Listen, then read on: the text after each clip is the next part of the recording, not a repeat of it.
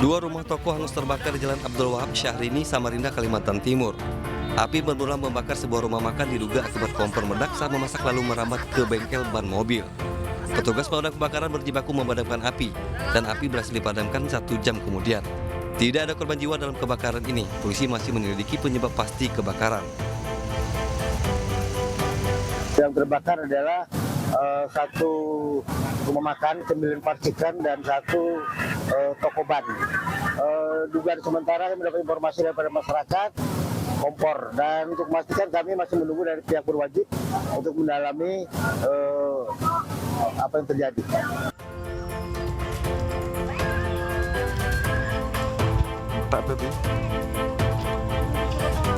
Sementara itu, sebuah warung bensin eceran di Desa Padang, Kecamatan Trucuk, Bojonegoro, Jawa Timur ludes terbakar Sabtu siang. Peristiwa kebakaran bermula saat pemilik warung mengisi bensin eceran ke motor pembeli. Namun bensin tumpah mengenai mesin motor dan kobaran api muncul hingga menyambar warung penjual bensin eceran. Api berhasil dipadamkan setelah 3 unit mobil damkar serta 10 personil dikerahkan ke lokasi untuk memadamkan api.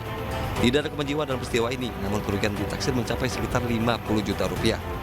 Dari Samarinda dan Bojonegoro, Jawa Timur, Ardi Wirya, Dedi Mahdi, Ainus melaporkan.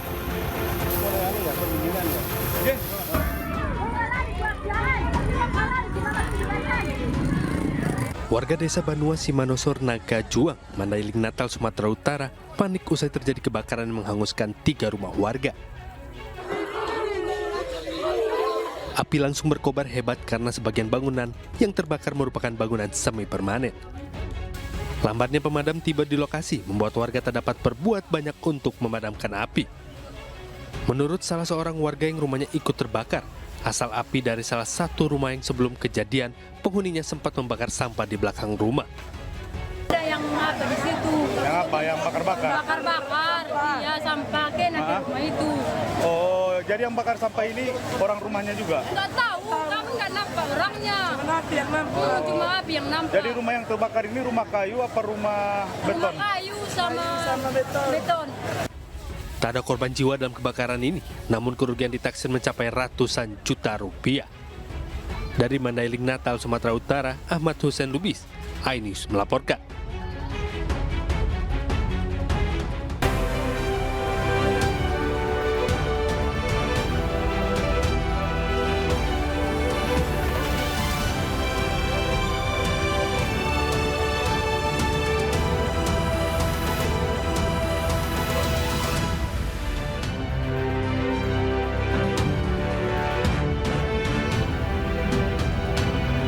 Selamat pagi pemirsa, Ainus Pagi kembali hadir melengkapi informasi Anda pagi hari ini. Selain 3 berita utama tadi, sejumlah informasi menarik lainnya juga telah kami siapkan untuk Anda. Bersama saya, Galuh Pandu. Dan saya Cika Mutazam, dan pemirsa inilah Ainus Pagi selengkapnya.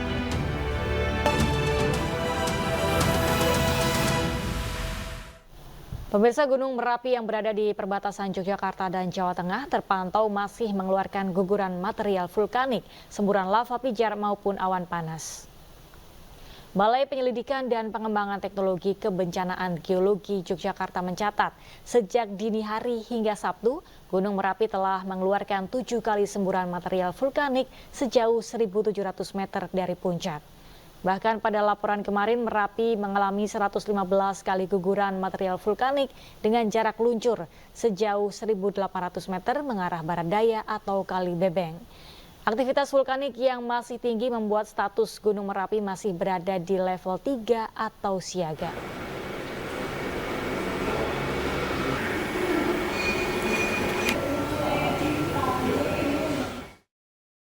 Pemirsa, Ainus Pagi akan kembali usai azan subuh untuk wilayah DKI Jakarta dan sekitarnya. Ya, tetaplah bersama kami.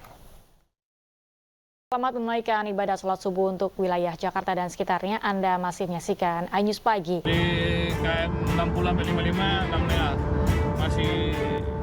Petugas dari Direktorat Narkoba Polda Lampung mengejar kendaraan pelaku di ruas tol Terbanggi Besar, Bakahuni untuk mencegat di pintu gerbang keluar tol Bakahuni Selatan. Tim akhirnya berhasil menghentikan kendaraan dan meringkus 2 orang pelaku.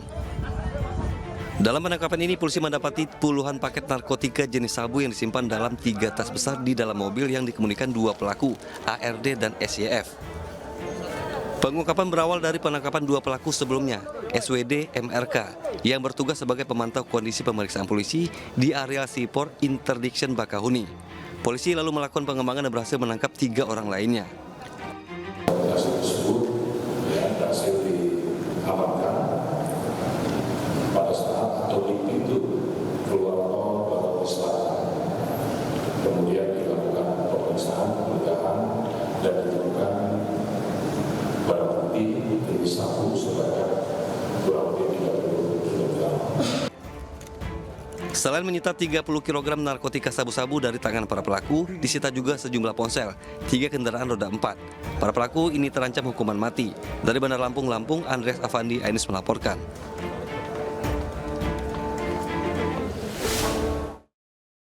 Tabung ayam di tambak beras, BB sepeda motor dipimpin Kapolsek Kota. Inilah video amatir yang merekam detik-detik pasca digerebeknya arena judi sabung ayam di Desa Tambakrejo, Kecamatan Jombang, Kabupaten Jombang, Jawa Timur, Jumat sore. Puluhan unit motor dan ayam aduan pun ditinggal kabur pemiliknya begitu saja.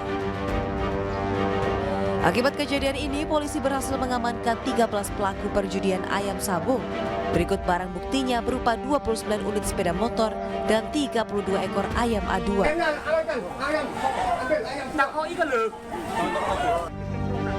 Kompol Bambang Setiobudi, Kabak Ops Polres Jombang menjelaskan, penggerebekan arena judi sabung ayam ini dilakukan setelah adanya laporan dari masyarakat. Kami dari Polres Jombang langsung melakukan tindakan tegas, ya, berkoordinasi dengan wilayah yang ada di kota, Pak Kapolsek Kota Jombang dengan Pak Danamil Jombang Kota, bersama-sama melakukan tindakan untuk sweeping dan melakukan penangkapan. Yang diamankan, Alhamdulillah bisa mengamankan dari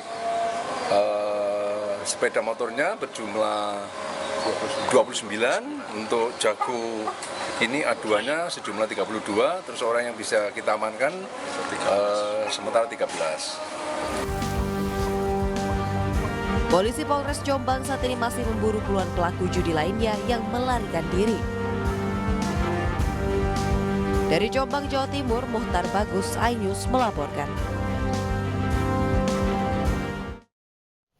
Nekat mencuri telepon genggam milik jemaah Masjid Al-Mukhlisin di kawasan Bandara Sultan Hasanuddin Makassar.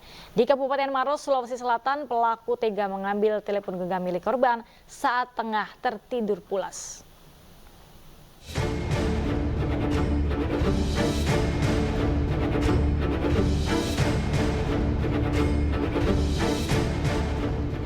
Dari rekaman CCTV terlihat aksi pencurian yang dilakukan seorang pria di Masjid Al-Mukhlisin, kawasan Bandara Sultan Hasanuddin Makassar, Kabupaten Maros, Sulawesi Selatan.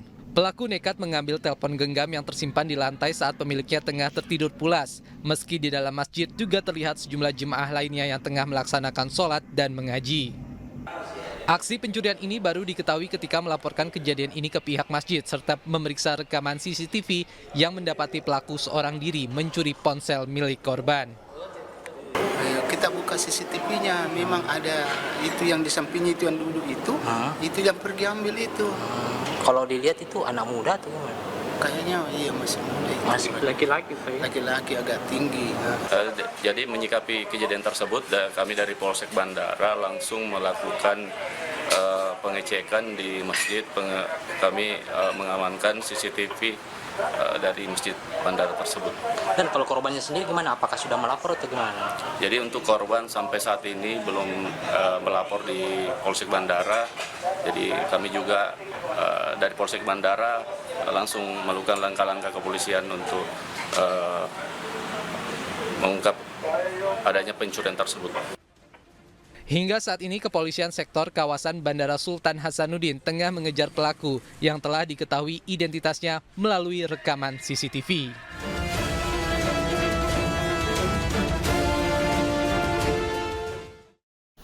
Kejadian serupa juga terjadi di Lubuk Linggau, Sumatera Selatan. Pemirsa, seorang pencuri ponsel ditangkap saat sedang tidur pulas di teras masjid.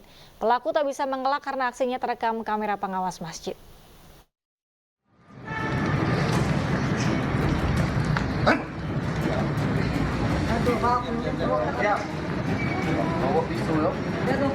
Aparat Satreskrim Polres Lubuk Linggau membekuk Idil Fitri, pencuri ponsel yang sedang tidur pulas di teras Masjid Agung As-Salam, Kota Lubuk Linggau. Pelaku hanya bisa pasrah dan tidak bisa melawan.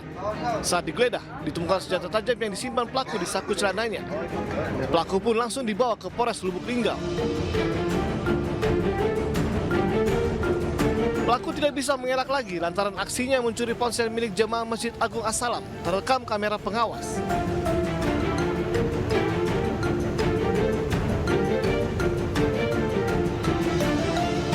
Pelaku mengincar jemaah yang sedang istirahat dengan berpura-pura menjadi jemaah yang hendak sholat. Pengurus masjid yang resah dengan maraknya kehilangan barang-barang berharga di masjid langsung melaporkan kejadian ini ke polisi.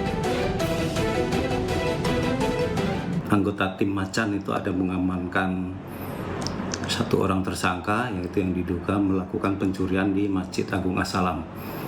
Dan ketika ditangkap waktu itu tersangka memang sedang tertidur di masjid dan ditemukan membawa senjata tajam. Jadi kita amankan, kita proses untuk lebih lanjut ke Polres Lubuk Linggau. Untuk mempertanggungjawabkan perbuatannya, pelaku kini mendekam di sel tahanan Polres Lubuk Linggau. Ia dijerat pasal pencurian dengan ancaman 5 tahun penjara. Dari Lubuk Linggau, Sudirman, iNews melaporkan. Usai kejaksaan menyatakan akan mengajukan kasasi, hakim yang memvonis bebas Ronald Tanur mendatangi Pengadilan Tinggi Surabaya. Informasi selengkapnya akan kami hadirkan usai jeda sesaat lagi.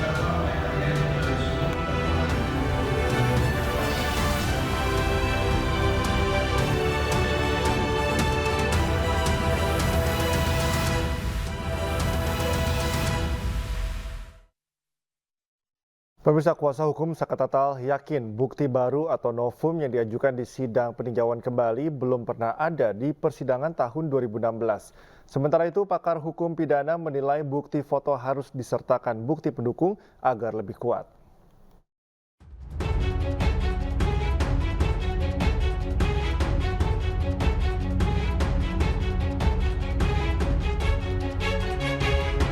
Tim kuasa hukum Saka Tatal tetap bersikukuh dan yakin bahwa bukti baru atau novum yang disampaikan dalam sidang peninjauan kembali adalah valid. Mereka mengklaim bukti foto itu belum pernah ada dalam persidangan tahun 2016 silam. Kuasa hukum juga yakin kematian Vina dan Eki bukan karena pembunuhan dan pemerkosaan, melainkan kecelakaan. Silahkan jaksa membuktikan apakah ada berkas kelima foto yang dijadikan novum di dalam persidangan Saka. Tidak pernah ada.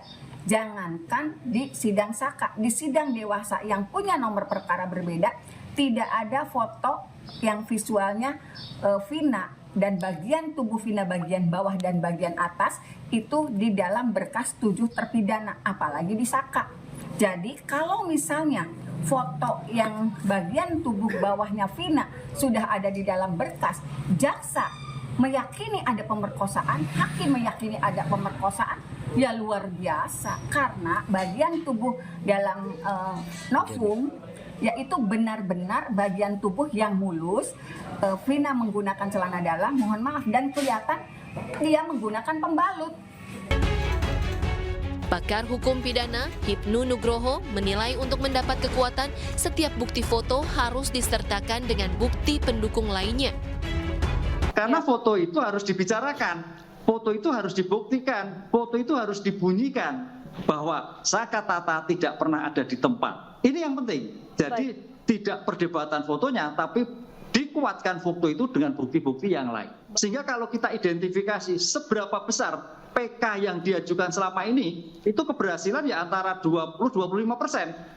Karena pembuktian penuh ada pada negara. Siapa? Penyidik polisi, penuntut umum jaksa, hakim pengadilan negeri, hakim pengadilan tinggi, termasuk hakim kasasi. Nah, disinilah saya kira evaluasi dilakukan sehingga potensi dikabulkan. Tadi saya katakan memang salah bisa, tapi sedikit 20 boleh. Mudah-mudahan kasus Tata ini bagian dari 20 atau 25% terhadap PK yang diajukan di Indonesia.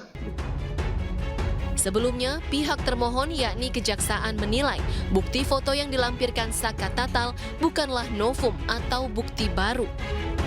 Hal itu disampaikan termohon dalam sidang peninjauan kembali mantan terpidana kasus Vina Saka Tatal di Pengadilan Negeri Cirebon Jumat pagi. Dari Cirebon, Jawa Barat, To Iskandar, iNews melaporkan.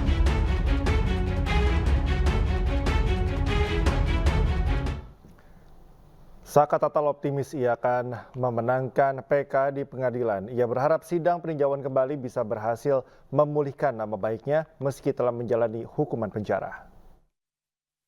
Pendapat Saka, ya insya Allah berjalan dengan lancar dan hasilnya maksimal mungkin.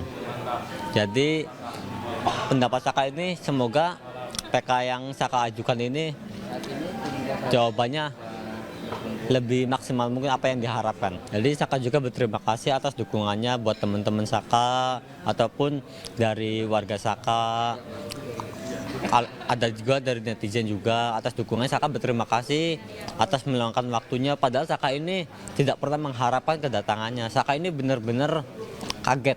Ada teman-teman yang rela kerjaannya ditinggalkan demi. Usai kejaksaan menyatakan akan mengajukan kasasi, hakim yang memvonis bebas Ronald Tanur mendatangi Pengadilan Tinggi Surabaya. Majelis hakim jadi sorotan karena putusannya dinilai tidak masuk akal dan tidak memenuhi rasa keadilan.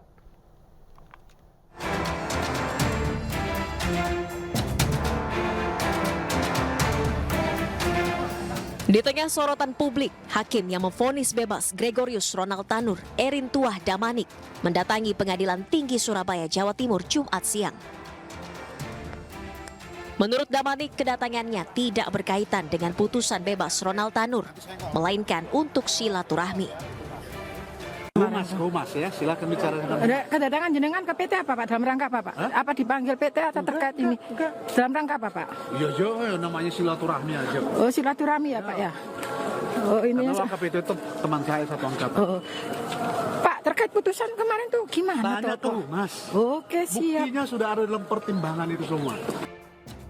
Sementara itu, Kejaksaan Negeri Surabaya akan mengajukan kasasi terhadap putusan Pengadilan Negeri Surabaya yang membebaskan Ronald Tanur.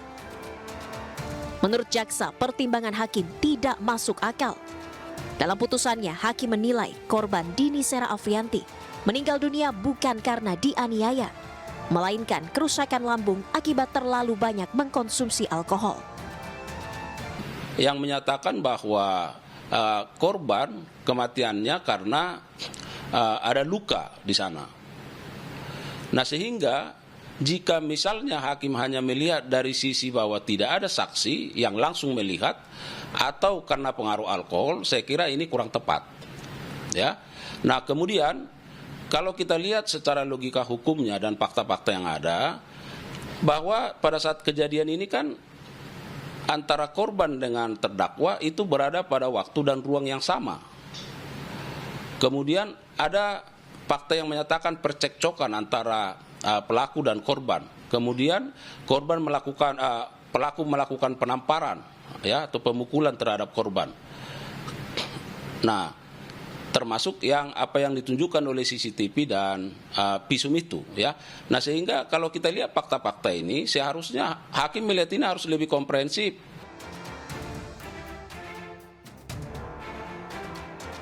Dalam perkara ini jaksa menuntut Ronald Tanur 12 tahun penjara karena dinilai terbukti menganiaya kekasihnya Dini Sera Afrianti hingga tewas di sebuah tempat karaoke di Surabaya pada Oktober 2023 lalu.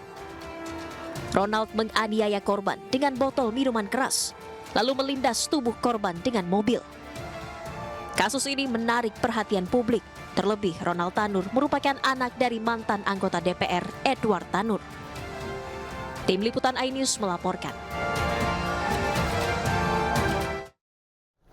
Barreskrim Polri akan memanggil Kepala Badan Perlindungan Pekerja Migran Indonesia atau BP2MI Beni Ramdhani untuk diminta keterangan sebagai saksi soal sosok T. Sebelumnya Beni pernah mengatakan sosok T merupakan pengendali judi online di Indonesia.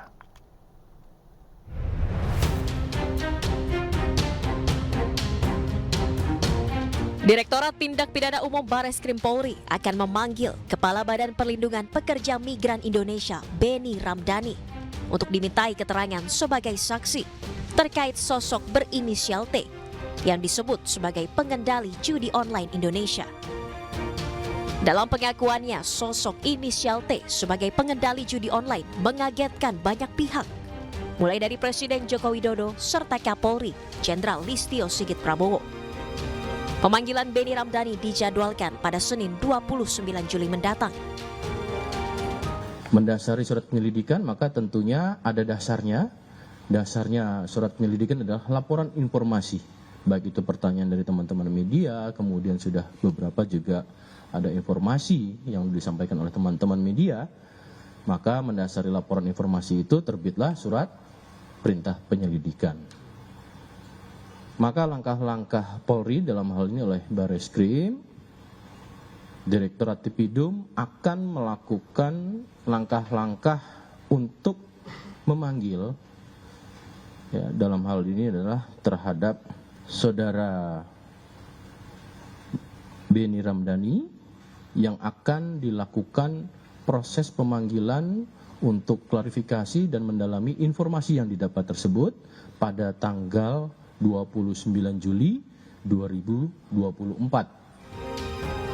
Polri akan menerapkan penegakan hukum sesuai perundang-undangan, termasuk kepada sosok berinisial T. Dari Jakarta, Irfan Hardiansyah, Aris Setiawan, iNews melaporkan. Menkominfo Budi Aris Setiadi menyebut tak mengetahui sosok berinisial T yang diduga mengendalikan judi online di Indonesia. Budi Ari enggan berspekulasi dan menyerahkan sepenuhnya ke polisi untuk menelusuri.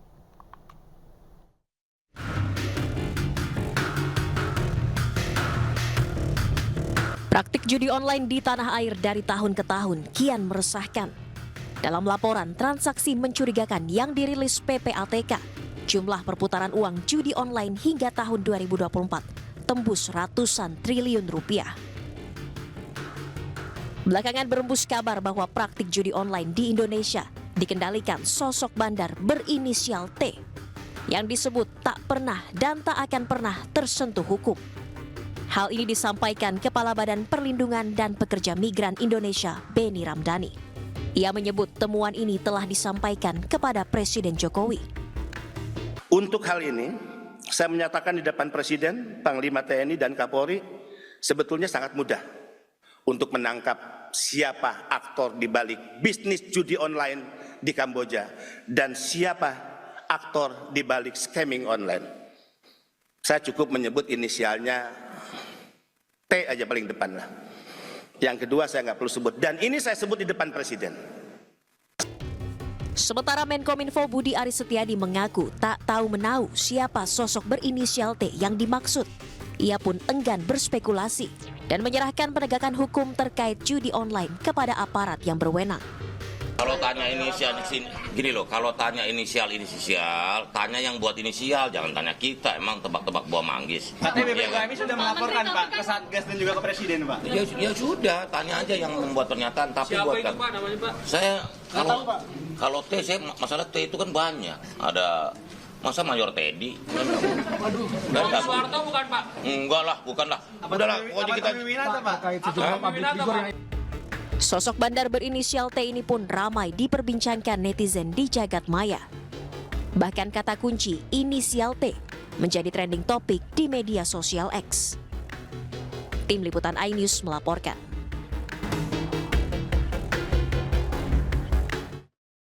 Pemirsa, kemajuan industri logistik nasional dinilai penting dalam menunjang perekonomian negara untuk mewujudkan visi Indonesia Emas 2045. Hal tersebut disampaikan Ketua Pusat Pengkajian Logistik ITB, Tita Yudhistira, dalam seminar peningkatan kinerja logistik yang turut dihadiri Menteri Perhubungan Budi Karya Sumadi. Tita mengatakan rencana aksi sistem logistik nasional dalam Perpres 26/2012 sekitar 70% telah dilakukan pemerintah dan 44% sudah tuntas diselesaikan. Selain itu, pemerintah juga sudah berupaya berbagai inisiatif yang tertuang dalam program Tol Laut hingga pembangunan infrastruktur transportasi dan logistik masif. Pelaku ekonomi di Indonesia. Dalam kaitan ini, seminar hari ini kita melihat bahwa logistik merupakan fungsi yang penting untuk menunjang perekonomian negara. Dalam mewujudkan visi Indonesia Emas 2045 diperlukan penguatan logistik nasional kita. Setelah 12 tahun Perpres 26/2012, telah banyak yang dilakukan pemerintah untuk meningkatkan kinerja logistik. Rencana aksi Sisloknas dalam Perpres 26/2012 telah sekitar 70% dikerjakan dan 44% telah tuntas diselesaikan atau baru 44%. Pemirsa, dukungan terhadap para pelaku UMKM dalam berwirausaha melalui pesta rakyat digelar di Provinsi Aceh. Upaya mendukung pengembangan UMKM tanah air, kegiatan pesta rakyat berlangsung di lapangan Blang Padang, Banda Aceh. Sebanyak 36 produk unggulan UMKM lokal amanah dipamerkan, mulai dari kuliner, fashion, kria, hingga produk body care dan healthy care. Harapannya melalui pameran ini, para pelaku usaha bisa memiliki peluang dalam membangun jaringan dan kemitraan, serta dapat menguji produk secara langsung dan mendapat umpan balik tentang produk atau layanan mereka.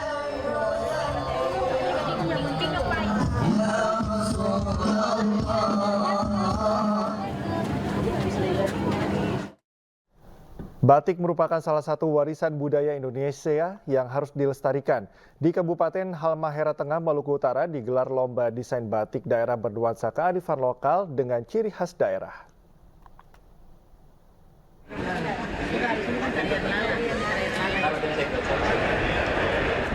Puluhan desainer dari berbagai latar belakang berpartisipasi dalam lomba desain batik yang diselenggarakan pemerintah daerah Kabupaten Halmahera Tengah, Maluku Utara. Dari puluhan peserta yang berpartisipasi, terpilih 10 karya yang ditampilkan saat ini.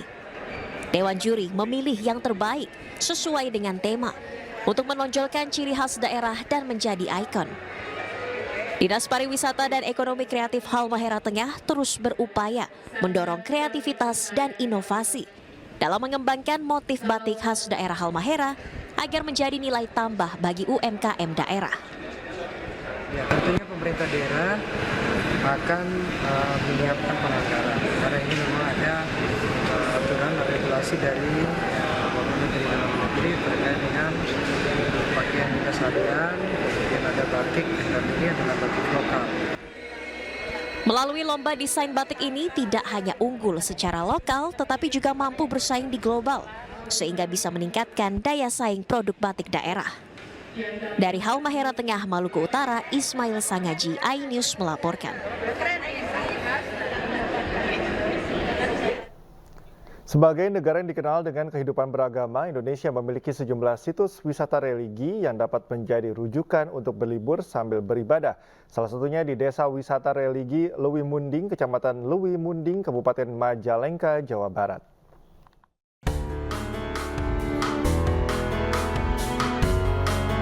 Pengguntingan pita oleh Menteri Pariwisata dan Ekonomi Kreatif Sandiaga Salahuddin Uno menjadi penanda diresmikannya Desa Wisata Religi Lewi Munding, Kecamatan Lewi Munding, Kabupaten Majalengka, Jawa Barat.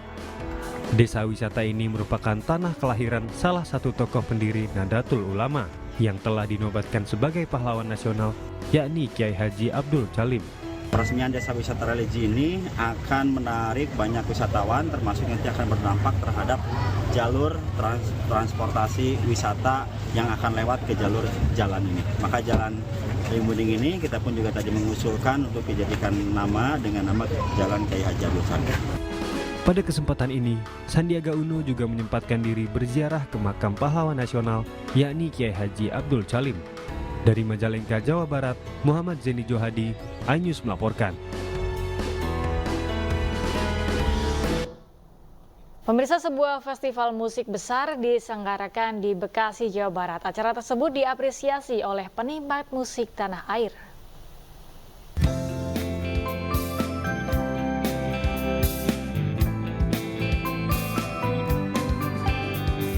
Dengan mengusung tema Love, Faith, and Hope, gelaran musik Soundfest kembali digelar untuk kesekian kalinya. Di tahun ini, gelaran musik yang diadakan oleh Sound People dilaksanakan di area parkir Summarecon Mall Bekasi, Kota Bekasi, Jawa Barat pada Sabtu 27 Juli dan Minggu 28 Juli 2024. Gelaran Soundfest menampilkan beragam musisi ternama tanah air seperti Raisa, Isyana Sarasvati, 420, hingga Tulus di hari pertama.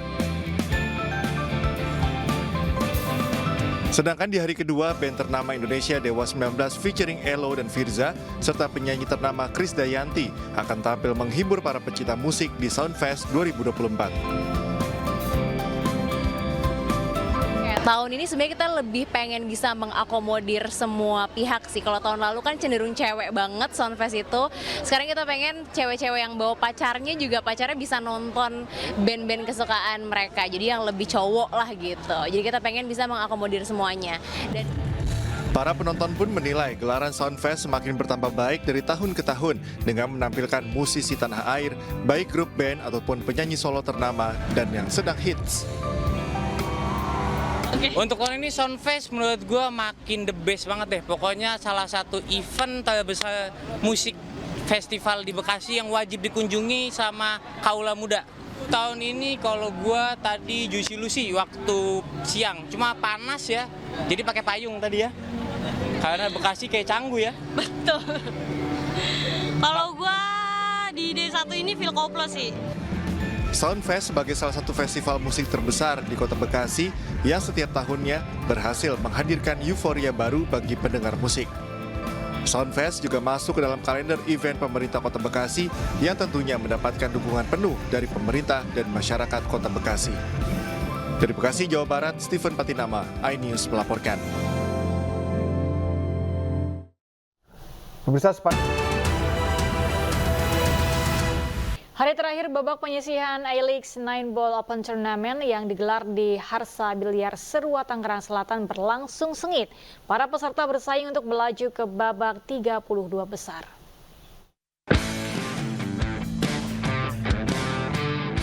Persaingan di hari terakhir babak penyisihan A-League 9 Ball Open Tournament semakin sengit. Para peserta bersaing ketat untuk masuk ke babak 32 besar dalam ajang yang digelar di Harsa Bilyar Serua Ciputat, Tangerang Selatan ini. Pebiliar top nasional juga menjadikan turnamen ini sebagai ajang latih jelang PON 2024. Tantangannya ya pemainnya banyak pemain-pemain yang top ya. Ada pemain peringkat pertama nasional, peringkat ketiga, keempat, dan selanjutnya. Dan banyak pemain junior yang mantan yang juara di Austria ya kemarin. Satu grup itu kan ada 8 orang. Tiap grup lolos 2 orang. Nah, untuk meloloskan 2 orang tiap grup, mereka butuh memenangkan 3 match kalau dari grup winner dan 4 match dari grup loser. Gelaran A-League 9 Ball Open Tournament ini juga bisa disaksikan langsung di RCTI Plus dan Vision Plus. Dari Tangerang Selatan, Banten, Nunung Purnomo, iNews melaporkan. Aksi peduli kesehatan mental bertajuk Atur Tenangmu dalam event Hari Menjadi Manusia diselenggarakan di Kuningan City Ballroom, Jakarta. Dalam event tersebut, masyarakat diajak untuk berlatih mengatur napas agar memiliki ketenangan mental dan pikiran.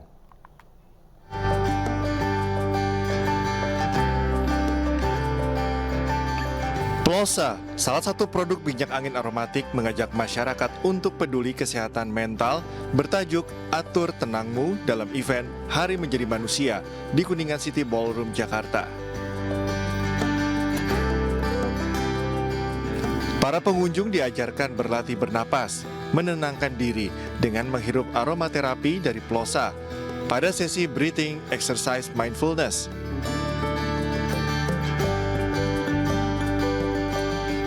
Penggunaan aromaterapi bersamaan dengan latihan bernapas diyakini dapat menjadi pertolongan pertama saat kondisi mental sedang tidak baik-baik saja.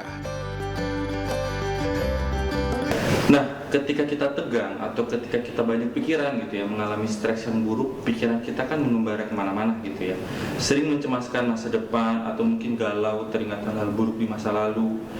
Mencium aromaterapi itu membantu agar kesadaran dan pikiran kita kembali ke momen saat ini. Saat pikiran kita kembali ke momen saat ini, disitulah sebenarnya pikiran kita bahagia.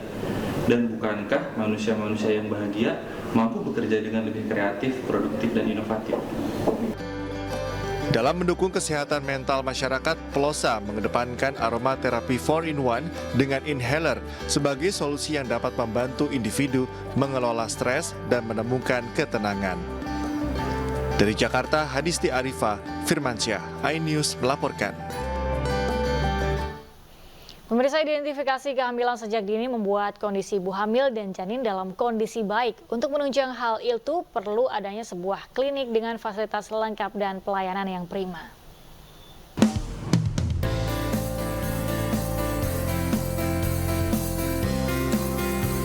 Klinik Fahira merupakan klinik dengan one-stop service, di mana pasien yang memiliki keluhan tidak perlu rujukan ke klinik lainnya. Awalnya, klinik utama Fahira yang berlokasi di Jalan Sawah Lunto, Jakarta Selatan ini lebih fokus menangani persalinan dan USG dengan dokter spesialis kandungan.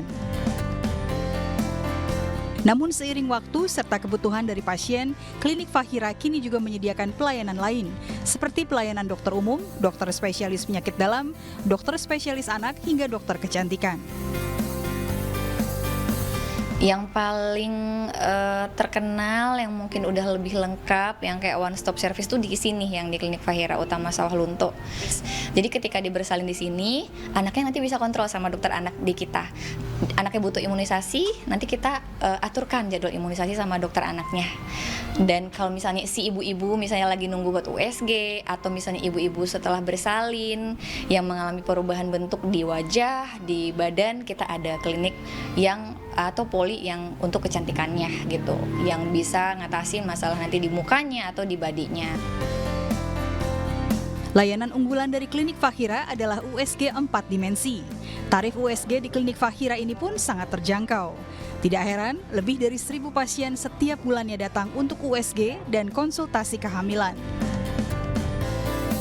Layani pemeriksaan USG baik 2 dimensi maupun 3 dimensi dengan keperluannya masing-masing. Biasanya pemeriksaan USG yang 2 dimensi itu lebih banyak melihat bentuk, juga kelainan dan usia dari kehamilan atau kelainan pada yang bukan kehamilan. Untuk USG 4 dimensi umumnya dilakukan pada pemeriksaan kehamilan. Biasanya kami bisa melihat wajah, bisa melihat jenis kelamin, itu biasanya yang paling sering dilihat pada ibu-ibu hamil. Selain klinik utama, Fahira Group juga memiliki 6 klinik lainnya yang tersebar di Jakarta Selatan dan 1 klinik di Bekasi. Dari Jakarta, Wenda Nura, Jaka Samsa, iNews melaporkan. Memiliki wajah sehat dan awet muda merupakan dambaan setiap orang. Salah satu klinik kecantikan terus berinovasi agar pasien bisa mendapatkan wajah yang glowing dan sehat.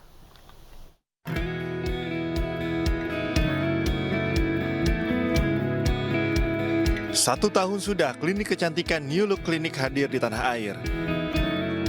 Untuk mengapresiasi pasien setia Dr. Song Hyung Min, pada Jumat 26 Juli kemarin diadakan gala dinner di salah satu hotel bintang 5 di Jakarta. Tak hanya para pasien, seluruh bagian dari New Look Clinic mulai dari dokter, staf, hingga rekan bisnis hadir dalam acara yang bertajuk The Appreciation Gala Dinner 2024. Adanya acara ini pun tak lepas dari kemajuan pesat yang dialami New Look Clinic dalam 1 tahun. Berkat komitmennya untuk terus berinovasi menghadirkan produk dan perawatan yang berkualitas, sehingga menjadi klinik terpercaya di bidang kecantikan dan bedah plastik. Cukup besar antusiasnya. Pada umumnya mereka yang mempunyai masalah kulit, yang sudah mencoba beberapa hal dan mungkin tidak terlalu signifikan. Nah, kita menawarkan produk ataupun treatment dari Korea yang langsung dari Dr. Song sendiri. Dia merancang sendiri, ya, dia memberikan panutan dan apa saja SOP yang sesuai dengan treatment yang di Korea. Jadi sebenarnya New Look ini adalah klinik yang sangat terdepan, sama sama dengan Korea. I will do my best to make the Indonesian patient more beautiful and healthier. In my clinic is a lot of patients have the surgeries about the anti-aging and the rhinoplasty and eye surgeries and the stem cell therapy, so that they can be more, become more beautiful and be younger. Neuro Clinic di Jakarta sendiri didirikan salah satunya untuk mengatasi keterbatasan perawatan pasien di Indonesia setelah melakukan operasi, dan di Jakarta sendiri ada 2 klinik di wilayah Jakarta Selatan dan Jakarta Utara. Dari Jakarta, Nur Aryadin, iNews melaporkan.